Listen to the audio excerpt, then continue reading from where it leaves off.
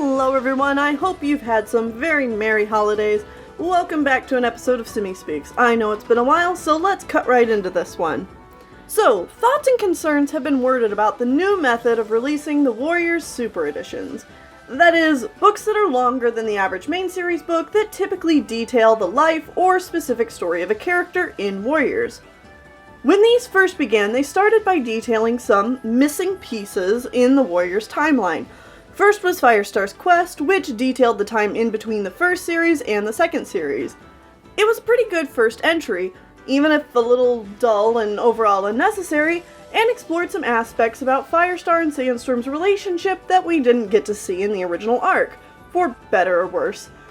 Now, about that time, the Power of Three was being released, so my naive hope was that elements of Firestar's Quest were going to become important in Power of Three.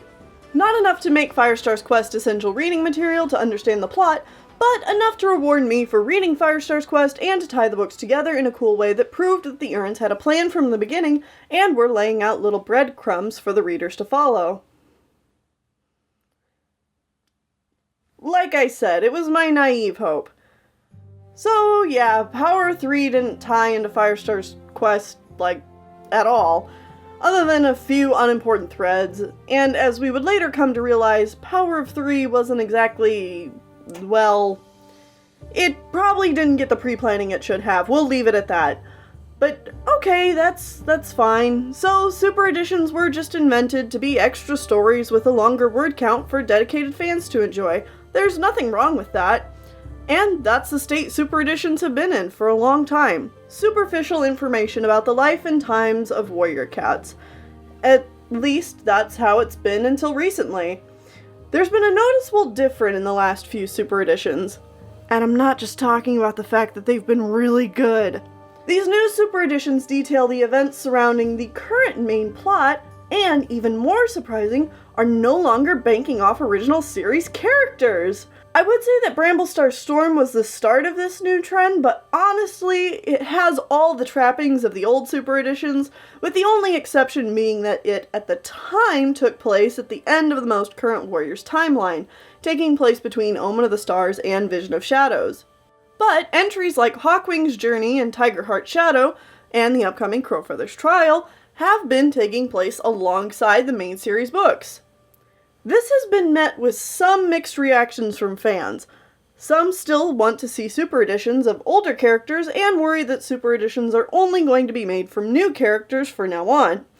Some don't like the required reading status of them, claiming that it hurts Vision of Shadows by segregating the story behind multiple confusing book releases that will hurt the arc in the long run. And others have gone as far as to call these new books cash grabs because of the aforementioned required reading status, feeling that the authors are forcing their audience to buy more books just to understand the main series plot. I personally couldn't disagree more with these points, so let's dive into this and go right over these points in order. Super Editions won't focus on older characters anymore. Okay, I'm just gonna come out and say it. I wouldn't shed any tears if this turns out to be the case. While I love Tallstar's Revenge, it is the rare exception to Super Editions focusing on original series characters. Most of the Super Editions focusing on older characters are alright. Crooked Star's Promise is the only one that comes close to being as good as Tallstar's Revenge, while Blue Star's Prophecy and Yellowfang's Secret definitely partake in some good old-fashioned character butchering that makes them feel completely disjointed from the arcs those characters feature in. It seems to be a general rule that these Super Editions are better the less we know about said character from the original series. Furthermore, I think it's entirely possible that for the time being, the Urns just don't have anything more substantial to write about with the older characters. We are closing in on the 15th anniversary of Warriors here soon, and for the majority of that, the Urns have been going back to please first series fans with Super Editions and novellas to fill in pieces that honestly never even needed to be filled in the first place, and other than a few surprise entries, have almost always done more to hurt the canon and or reputation of the characters that it's meant to celebrate. And just from a creative perspective, I think it would be mentally exhausting to have to keep going back to stories and characters you had finished well over a decade ago, especially given that the Urns have stated that they don't have any sort of series Bible to look upon for reference when going back and adding things. But say that even after all of that, you're still dying to see that Leopard Star's decision, Black Star's redemption, or White Storm's awkward love affair, you probably don't have to worry. I doubt Super Editions focusing on older characters are going to be gone for good. They're just taking a little break to let the authors fully focus on the current series, which has obviously worked in their favor. Confusing book releases. Okay, this one is actually a bit of a problem. As long as you are a hashtag True Warriors fan, it probably isn't that big of a deal. You've caught up with the books just by getting new books when they release, and that makes reading everything in order pretty simple. But if you're behind at all, then release order of the book suddenly becomes a bit of a headache. Or at least it might seem that way. You see, I actually think the Urns are doing a great job in making sure that so long as you've read Vision of Shadows, you can really read any of the corresponding Super Editions whenever you want. Meaning that after Vision of Shadows is completely out, you can go back and read the Super Editions whenever you like. In fact, judging from the recent releases, it might even be better to read Tiger Heart's Shadow after the rest of Vision of Shadows is complete, or at least until River of Fire is out.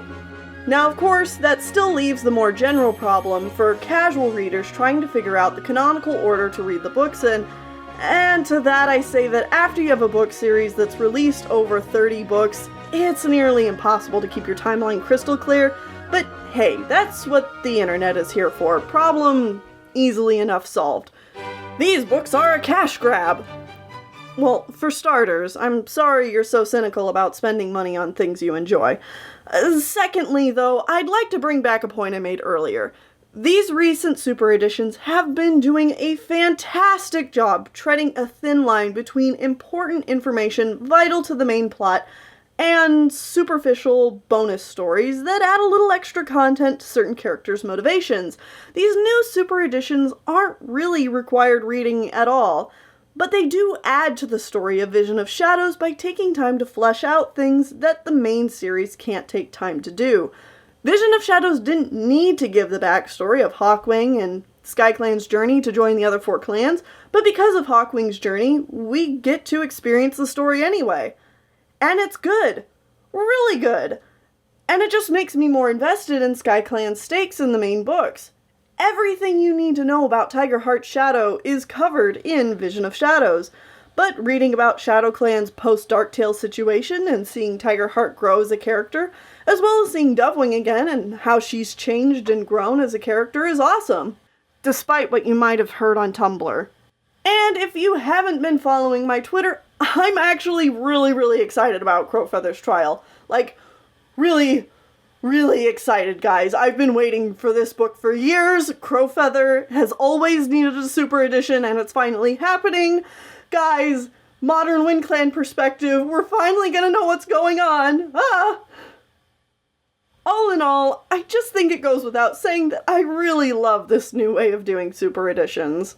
What are some of your guys' opinions on Super Editions, if you've read them, and how do you hope that they'll be handled in the future? I'm sort of hoping that I'm correct in thinking that maybe a River Clan-centric Super Edition will come after Crowfeather's trial, since we've had a Thunder Clan, Sky Clan, Shadow Clan, and Wind Clan one around the Vision of Shadows timeline. It would be great to see how modern River Clan is doing and get them involved in the main story once more, since they've been so out of the loop for years now. I'm Simmy, and I'll talk to y'all later.